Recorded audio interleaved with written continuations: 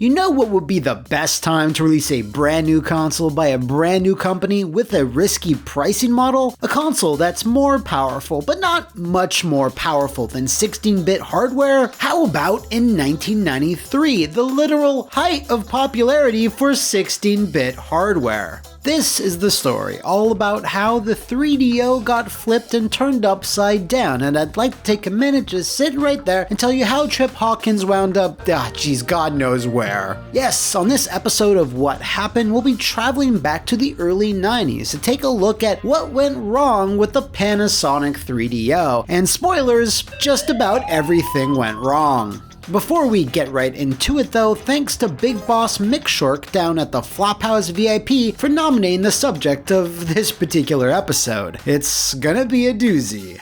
We have to start, of course, with the man himself, Tripp Hawkins, as you can't talk about the 3DO or even the early video game industry at large without him, because the interactive multiplayer notwithstanding, he was something of a visionary. A Harvard graduate who would eventually be hired as the head of marketing and strategy for a small indie company called Apple in 1982, he then decided to found his own company, a similarly small indie outfit called Electronic Arts.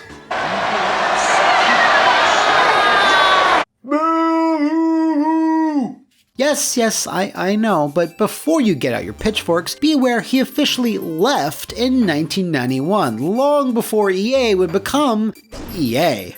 He attempted to predict where the industry was headed and then decided it needed a shakeup, a new paradigm, more synergy between publisher and developer, and lots more other skeezy business buzzwords. Thus, he founded the 3DO company in a bid to steer the industry into another direction. In an interview with Retro Gamer magazine, he walked through what his thought process was in the late 80s, which was to offer a premium device that would be as powerful as any consumer PC could be at the time, but still far cheaper to make, while keeping costs low elsewhere.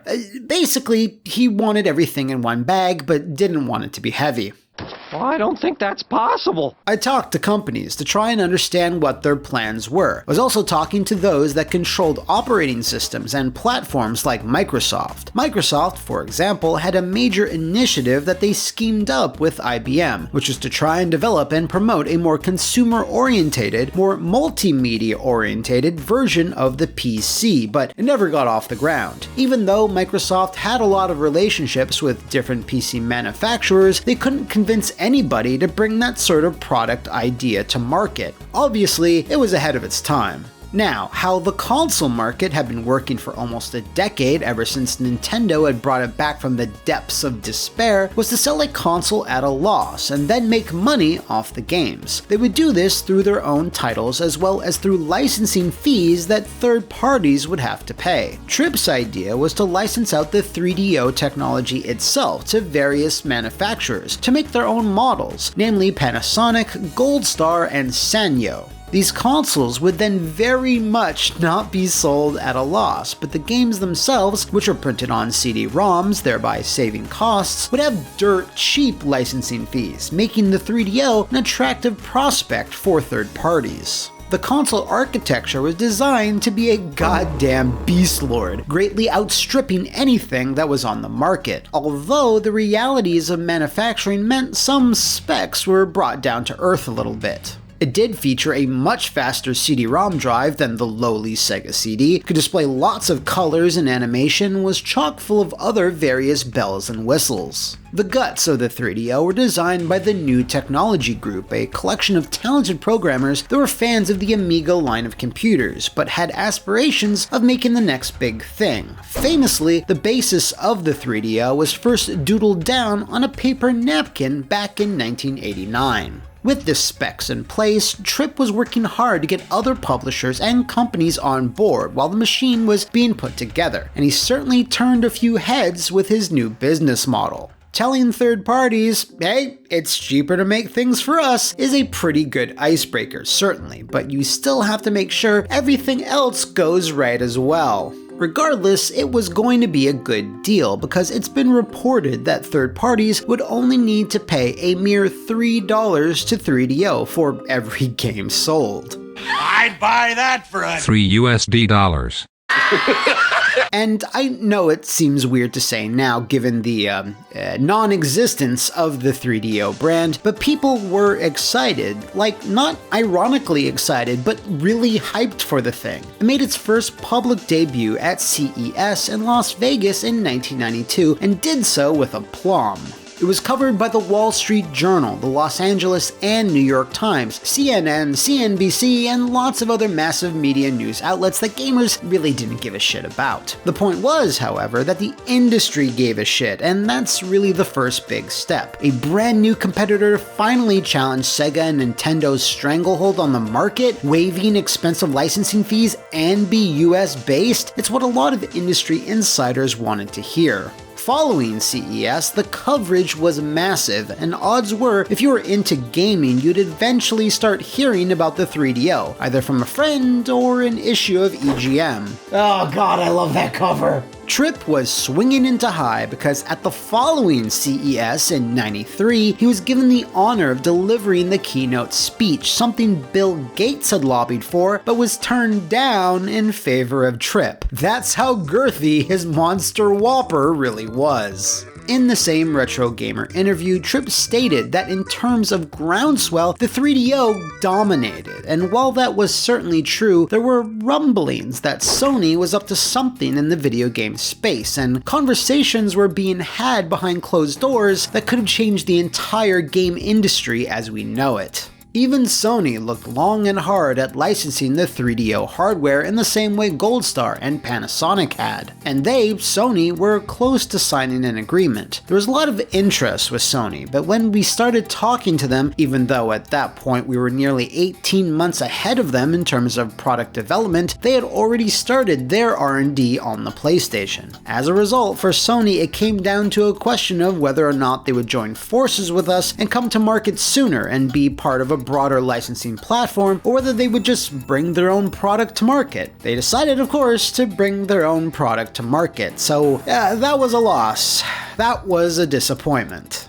Oh, I bet it certainly was, but we'll get to that a bit later, as there are still a bunch of other mistakes we have yet to touch on. The 3DO marketing machine was kicking into overdrive, leading up to its October 1993 launch date, with some amazing 90s as fuck ads that of course didn't really big up the positives of the machine, but just rather insult its competitors, which was the style at the time. Of course, with that summer and leading into fall, with it being the hottest movie in the world, the launch title for the 3DO was originally slated to be Jurassic Park Interactive. A big get to be sure, until it wasn't. The dinosaurs would wind up being late to the launch of the console, and instead, Crash and Burn by Crystal Dynamics, their very first title in fact, would fill that void. Don't recall Crash and Burn? Well, you wouldn't, as it was a middling racing title for the PS2 that, wait no, that's Crash in Burn by Climax, this was Crash in Burn by Crystal Dynamics. Anyway, Crash and Burn was a middling racing title for the 3DO. Now, while it lacks the distinctive JP mark, this might have been for the better, as Jurassic Park Interactive looked great in screenshots, but was essentially just a bunch of mini-games of dubious quality. So nobody cares. It's also important to note, for the sake of understanding why the console failed, that Crash and Burn wasn't just a launch game, it was the only launch game. For almost 4 months, the console saw a dearth of any real anticipated marquee software, so it's no surprise that they tripped, coming right out of the starting gate. This lack of recognizable titles was not very good at all, but we're leading up to the big one. We've lightly dusted it throughout this video, throwing around the word premium and not at a loss, but let's get to brass tacks. The official suggested retail price for the 3DO was $699 in the United States, suck it Sony. Now, the reaction of most retail chains to the mere thought of selling something for $700 large was of course, oh no, we're fucking not! Knowing that they would never get rid of their inventory for such a ludicrous sum, most, if not all major stores lowered it themselves to $599, which wasn't a great start for 3DO, as they now were, however slightly, selling it at a loss. Now look, I get it. In 1993 that was still below a high-end home PC, but the 3DO didn't actually do much else aside from playing games and CD music, something that Sega was also offering. So yeah, didn't exactly have the same allure as doubling as a DVD or Blu-ray player. At least stick a Laserdisc drive on there or something. You can easily point to this price as the major reason why the 3DO was only on shelves for slightly less than 3 years, but it's not the only reason. While it certainly had some good games to its library, Police Knots, Wing Commander, Gex, Super Street Fighter 2 Turbo, Road Rash, and Need for Speed, a lot of those games saw enhanced ports or sequels onto the machines of their competitors. What's worse is that the 3DO, despite all those bells and whistles, wasn't really a giant leap forward for gaming, but rather an enthusiastic hop. Sure, it had more computing power than the Super Nintendo, but lagged behind the PlayStation and even the Saturn in its ability to push polygons, which was where the industry was headed, especially in Japan. By late 1993, Sega started making huge strides with their various 3D arcade games, but of course would publish those games on their own hardware. Sega's old rival Namco would do the same for Sony. Another not immediately apparent issue had to do with those cheap licensing fees. As expensive as it was for third parties to develop for Nintendo or Sega, it did help weed out some smaller publishers from being able to afford to. This resulted in some, let's say, games of another decidedly less plumbers don't wear ties. Yeah, there's plenty of shovelware on the 3DO that's not worth anything aside from taking the piss out of it on YouTube. What kind of fucked up game is this? Remember, Tripp Hawkins was banking on the sales of the console to make the money, but if your console doesn't have a lot of great exclusive games or marketable franchises, yeah, your Sonics, your Marios, your Mega Mans, your Castlevanias, your Mortal Kombats, ain't no one gonna buy your console. The SNES and the Genesis were doing really well in 1993 and 1994, and hell, the Super NES arguably had its strongest year ever in 95. So yeah, very quickly, 3DO and Tripp Hawkins realized that the price was insane, so within 6 months it was dropped officially to $4.99, and by 1996 it was in parity with the PlayStation or the Saturn. But of course by then you were seeing stuff like Virtua Fighter, Tekken, Time Crisis, Toshinden, Resident Evil, and Tomb Raider, none of which were on the 3DO. It even started to lose the support it did have. There was a supposed port of Mortal Kombat 3 in the works, but it was seemingly cancelled and then never released. Doom, even in 1996, was still a big get, and it was generally thought, due to the 3DO's power and PC-friendly architecture, it would be a slam dunk port. Randy Scott and his fly-by-night company, Art Data Interactive, scored the license to sell the game on the machine, but unfortunately, they didn't know the first thing about game development. They commissioned a single person to port the game and gave them 6 weeks in which to do so. While it's a miracle they even got it into a playable state is a subjective term here.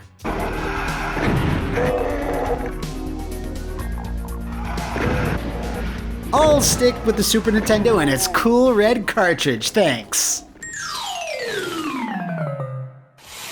The writing was very visibly on the wall by late 96, with the PlayStation crushing it underneath its heel and the new N64 spitting on its corpse as it drove by. The dream was dead. But was it really dead? The answer, of course, was maybe. Since Tripp's venture was essentially still a software company, they were able to transition very quickly into producing games, which they wasted no time doing. Before that though, 3DO was seen about selling the design for their in-development follow-up console, the M2. Even though it was always veiled in secrecy, some titles that had been confirmed to be in development were Clay Fighter 3, Kenji Eno's D2, and even a game based on Escape from LA.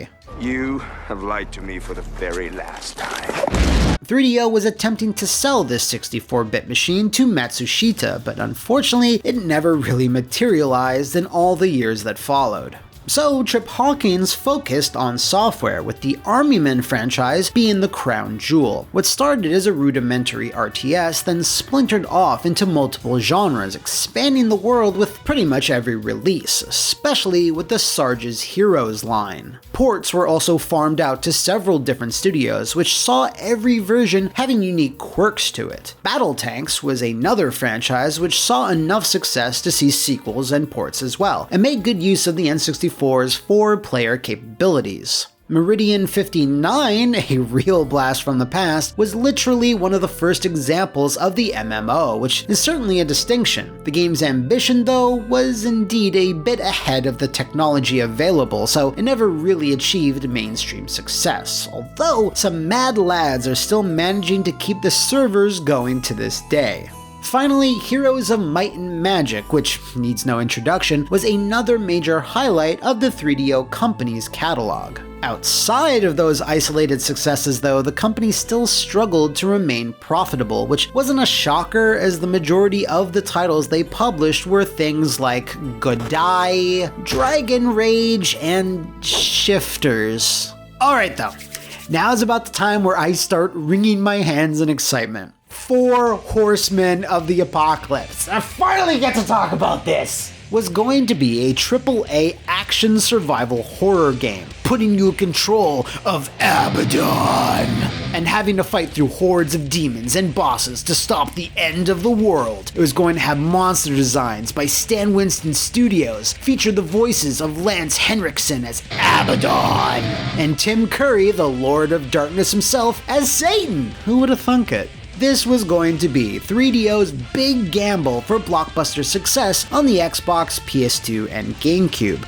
Now, if you'll notice, I don't own 3 copies or have tons of posters on my wall, so that will probably clue you in as to what happened to it. With Hollywood talent in the mix, 3 different versions, and being expensive to make, 3DO simply didn't have the funds to get it off the ground, so it was quietly cancelled. 17-year-old edgelord me was sorely heartbroken. Then, in 2003, the 3DO company officially threw in the towel and started selling some of their IPs off, like Heroes of Might and Magic to Ubisoft and Army Men to Global Star Software. Sarge's Heroes 3, which was in development before the sale, received a name change to Sarge's War and a slight tonal shift.